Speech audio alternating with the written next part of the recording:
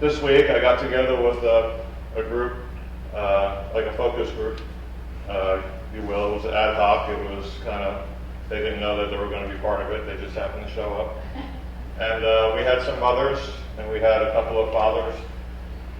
And I asked them some questions about the stories of maybe their mom, an image they can think of when they think of their mom. So I got some of that here to share with you as we go through the sermon. And we talked about other things that I'll talk about. But one person said, when I think of my mom, I think of faithfulness. My mom passed away when I was 5. But when I was 3, I had heart issues. They had to put a shunt in me. My mom was there the whole time. And my dad. But my mom was there. The one image that stands out in my mind, they said, is her crocheting. She loved to crochet, and she crocheted me a stuffed dog about this big. And I had it until I was about 8. And actually, I saw it on Robert Marticelli's computer when he was 48. But think about how precious that is. Think about how important a stuffed animal is to a 3-year-old. And to have one made by his mother who passed when he was 5. That's a precious thing. He said she was faithful and nurturing. Another one said, when I think of my mom, I think of healer. When I was 16, I was diagnosed with a brain tumor. My mom took a leave of absence so she could drive me to every doctor visit. She was there every day in the hospital, before surgery, after surgery, during some of my procedures. I'll never forget my mom. She was there for me. When I think of my mom, she said, I think of healer. Mom is a healer. When my dad died, another story, when I was 10, my dad died. My mom was a good house mom. She liked to cook, seamstress, clean the house, caregiver. But now my dad passed away, she had to be the financial provider as well. She had to learn how to drive. She had to work a full-time job and take care of little children that were still in the home. Managed to get them into private school. Cooked every dinner that they had. She sacrificed her life for us. When I think of my mom, I think of faithfulness. So some words that were used to describe moms from our focus group: compassionate, healer, giver. Other words that were given that day: intuition, nurturer, friend, lover. And that word intuition, we kind of spent a little time on that word. Intuition refers to kind of like automatically doing something or knowing something. You don't think about it. Intuition means that moms are moms automatically sometimes. Intuition comes from God. Genesis 1:26. Then God said, let us make mankind in our image, in our likeness, so that they may rule over the fish in the sea and the birds in the sky and over the livestock and all the wild animals and over the creatures that move along the ground. Man is not an animal or a creature. God put him above creatures. There's a little confusion today that we put ourselves equal with Brother Bear. That's not the case. We were made superior to them. Yet we were called to take care of them and respect nature. So God created, verse 27, Genesis 1, mankind in his own image. In the image of God, he created them. Now hear this distinction. Male and female, he created them. Male and female. Created them superior to creatures. God put himself in both, in other words. Made in God's image does not mean that you are equal to God. It doesn't mean that you are God. Made in God's image means that you are like God. There's a difference. Like God. God gave us some attributes, is what they're saying. So, when you see a child, a lot of times people say, well, who does he look like? Who does she look like? And we like to say, well, he's a mini-me or she's a mini-me or has my traits, but actually a child is a hybrid of you, the husband, the wife, the mother, the grandmother, grandfather. There's all kinds of elements that go on. So what I'm trying to say is that a child is not a clone of anyone, right? It's not an exact replica. I think of it like when I wore my hippie jeans in the 70s. 5-year-old jeans that were torn and worn, big holes, and you patched them with like a flannel shirt over here. You took your mother's thrown out curtain and you patched it over here. And your jeans were just a bunch of patches on your old clothes. And that's kind of what we are. Your wife is a flannel shirt patch. They wear an exact patch of her. Her children wear a patch of her. And when they see that flannel shirt, they say, there's your mom. Right? And if your husband is maybe that out-of-style yellow and green living room curtain. You see that? Oh, there he is right there. That's your dad. Your kids are stitched with exact patches of him and her and possibly grandma and grandpa, maybe smaller, maybe bigger. We don't know how God decides to mix it up. But they are made in your likeness. That's the point. That's what in your likeness means. That they own a patch of you. From one angle, he looks just like his dad. Look at that big nose he's got. Yeah. From another angle, doesn't she sound just like her mom? In someone's image, this is what God is saying in Genesis. In someone's image is not exactly like God, but we have patches of God. That's what in God's image means. So likewise, made in God's image does not mean that we are exactly a clone of God. We did not wear, but we wear that living room curtain patch of God here and that flannel patch here. And we have patches of God. God doesn't give us all of himself. He kind of spreads it around a little bit. Godly traits. Just as no one can claim king of the hill, no one can claim that they're a God. That's kind of why he does it, I think. Neither can anyone claim that you are lower than someone else. We all have patches of God. God did not say, let us make man. He said, let us make mankind in our image. Genesis 1:27 does not say God created them, men only, and woman came from out of his rib, and the husband is somewhat unequal, and she's unequal to him. That's not what it says. I tried that, and it didn't work on my wife.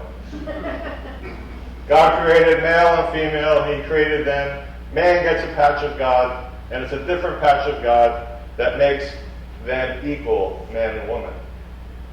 Those different patches is what makes you equal to each other. Because neither one of you can claim God. You got a piece, she's got a piece, and you're codependent on each other. I know this is not a sermon about relationships, but it kind of helps in understanding the mother's role. But to end that part of it, a righteous woman appreciates the godly traits of her man, and a righteous man appreciates the godly traits of her woman, because each is equally a part of God. Paul says it this way: there is neither Jew nor Greek, equal. There is neither slave nor free, equal. There is neither male nor female, equal. For you are all one in Christ Jesus. All humankind in his image and likeness. Isn't she cute? She looks just like her father. Nurturing, loving, faithful, intuition. That's a mother. Looks just like her father, doesn't she? That's what we're going to talk about.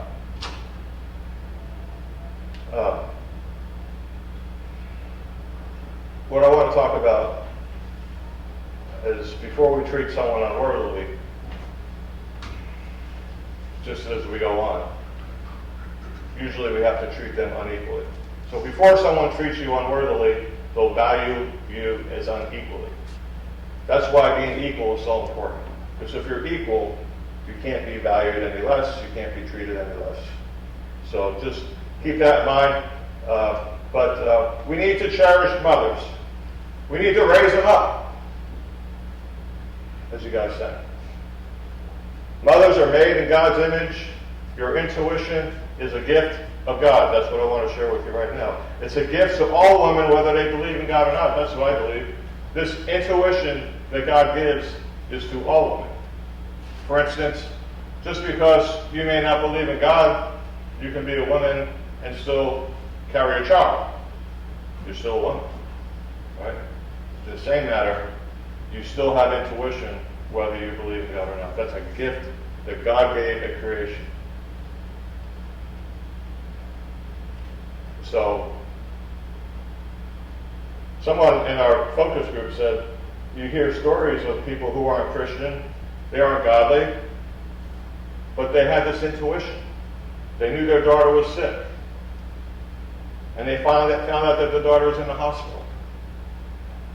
This woman's intuition is a gift from God. God made all women in His image. God gives all women a natural ability to nurture, to love, to be selfless, to be compassionate. A woman who rejects God might shroud that intuition, but she still has it.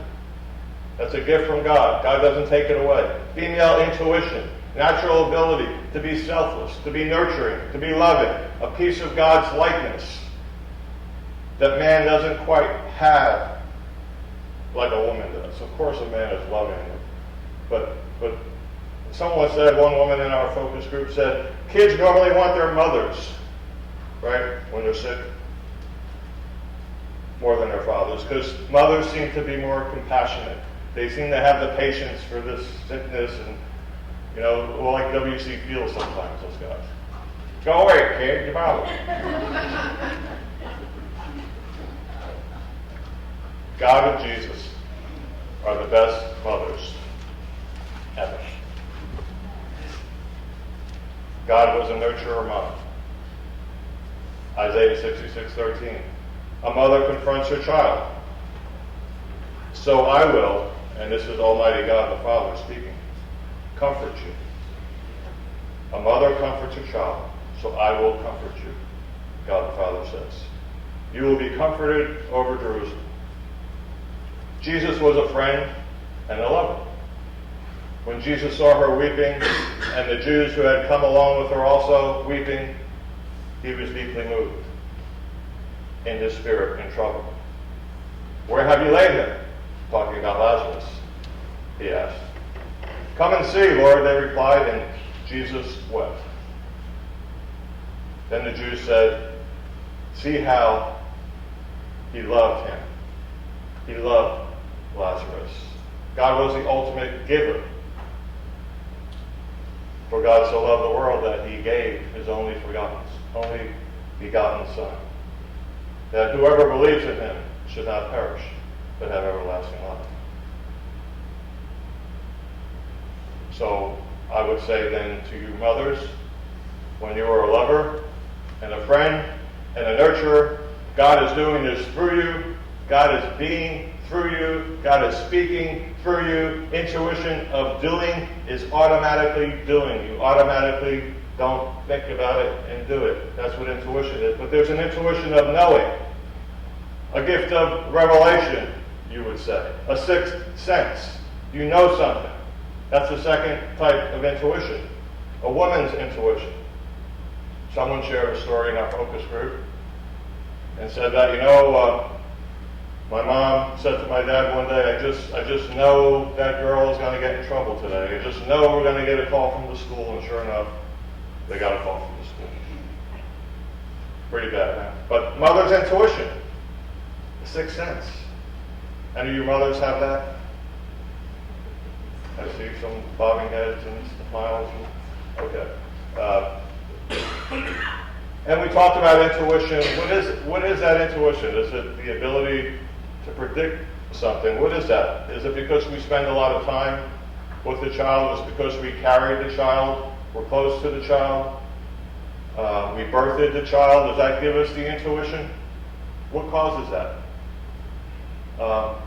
And there might be some degree of truth to being familiar gives you intuition, which you're so familiar with. However, one person said in our focus group, my son was adopted. And others were, we have another woman in the focus group who had children that were adopted. But they have intuition about them. Did not birth them, but they still have the intuition because it's a gift from God, this intuition. So, being familiar can bring intuition, but God gives intuition regardless of how familiar you might be. It's a God-given gift to women. It gives it possibly their soul and their spirit get this intuition. It's granted to grandparents who adopt. It's just a womanly gift that God has given. When you place a female in a motherly role, the gifts of a female, the image of God, just kind of bleeds out. It's natural. It's intuition. The image of nurturer, lover, giver, healer comes out. Intuition, number one, is the being part of a mother. The being part. And intuition, number two, is the knowing part of a mother. The sixth sense of a mom. It's an automatic sense, but it's a sixth sense. Sometimes a mother senses when her child is in danger. Something's not right. I need to go down to the schools. I need to go to the park. I need to check on my child. Something's not right. And they go to a party or in the middle of the night praying. I'm sure we had a lot of mothers out there that have done that. Something's not right. I've got to pray. Mother's sixth sense is from God. It's Jesus' likeness. Matthew 9, verse 4. The scriptures say about Jesus, knowing their thoughts. Jesus said, why do you entertain evil thoughts? Jesus knew what they were thinking. He had that intuition. He shares it with mothers. Matthew 12:25 says the same thing, knowing their thoughts. Luke 5:22 says Jesus knew what they were thinking and asked, why are you thinking these things in your heart? You can picture a mom saying that, right? Why are you doing those things? I know what you're doing. Don't you lie to me. I know where you've been.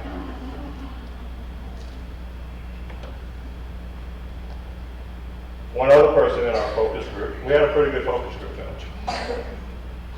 He said that me and my brothers were playing football in the house. I grew up with 3 other brothers. We played a lot of football in the house. And, you know, sometimes things are thrown out of bounds. So this one was out of bounds and I broke a light. Mother came home and said, who did it? Gag order was out. Nobody was talking. Mom said, that's okay. I'll find out tomorrow. And like, it was very mysterious. How's she going to do that?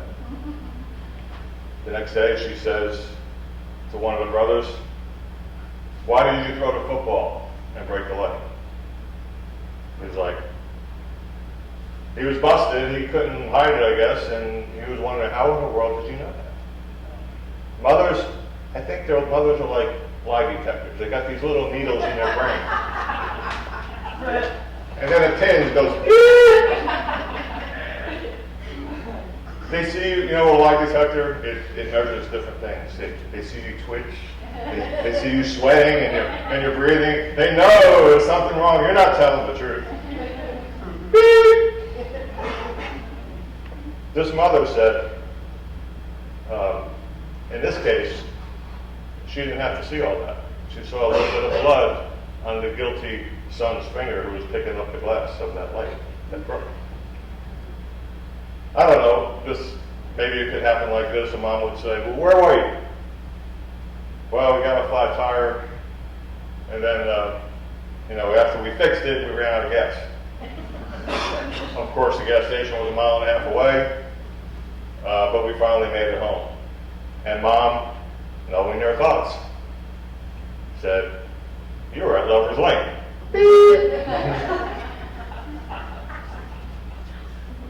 So mother's intuition is 2 things.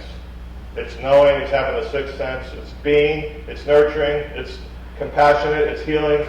Being a mom can also be described, and we can boil it all down to one word: selfless. Mother is very selfless. Being a mom can be described as selfless. My mom came home, took care of 5 kids. No time for the watering trowel, that bar down in St. Pete. No time for that stuff. She came home to cook a meal for her kids and did it for 20 years. Moms are selfless. They sacrifice to be a caregiver. They leave their work and take an absence to be with their child so they can be a healer. Moms sacrifice to be a healer. They give all their time to us. Moms sacrifice their money to give. It's the dads that spend all the money. You wonder, where does all the money go in the house? Dad's bought another toy. Not mom. Mothers become grandmothers. And they become the super mother now. Like a double blessing of intuition. Because they got to take care of kids and kids and kids. And God gives them intuition to do it. To do it without thought. To cost them their life without thought. Sacrifice their life without even thinking about it.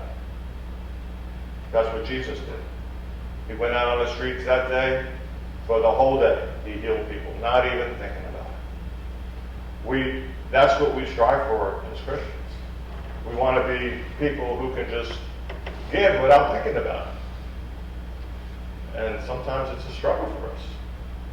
But moms have this gift to do it. We can learn from that. Moms are made in the image of Jesus, and Jesus gave you patches of motherly attributes. God is our mother in heaven, and I'm not talking about Mary. I'm talking about God. Because God even called himself a mother, because he referred to motherly attributes. So the next time you hear the word mother, think of Jesus. Next time you have a special occasion, and a birthday, and a graduation, and no one seems to be celebrating, think of Jesus. He'll come. He'll celebrate. He'll bring the party. Next time you're laying in a hospital bed, and you need a healer, and there's no one seeming to come around, call on your mother, Jesus. He'll come. Jesus will sit with you, will heal you, because he says, I am the Lord who healeth you.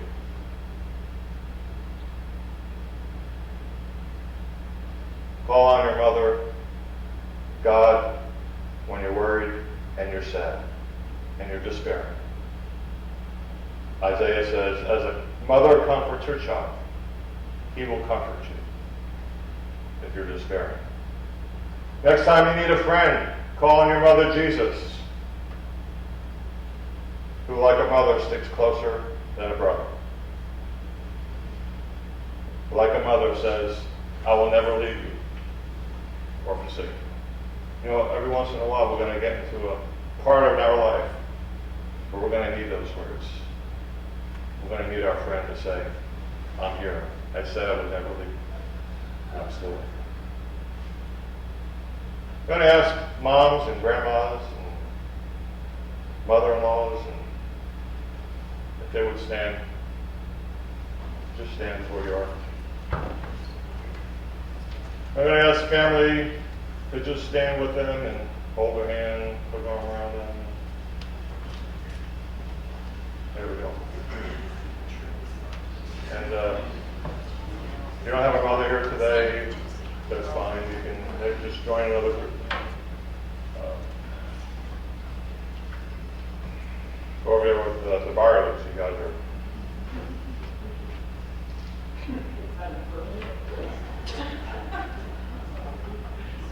So I want to speak for all of the families that are standing. And anyone who's here and the mother's not here, I'm speaking for your parents as well. If you allow me, I want to just speak for you, for your mother.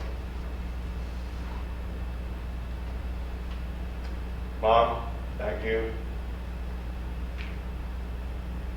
for your compassion. Thank you, Mom.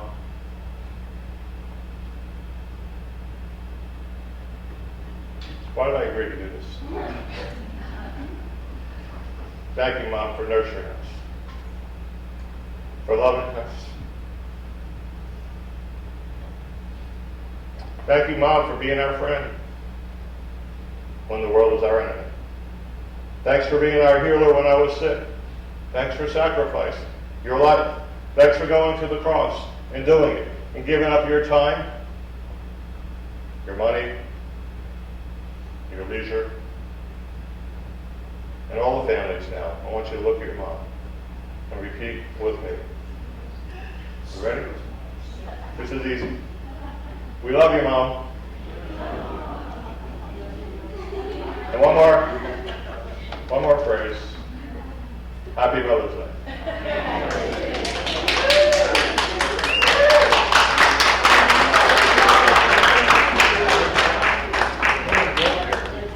Let's pray.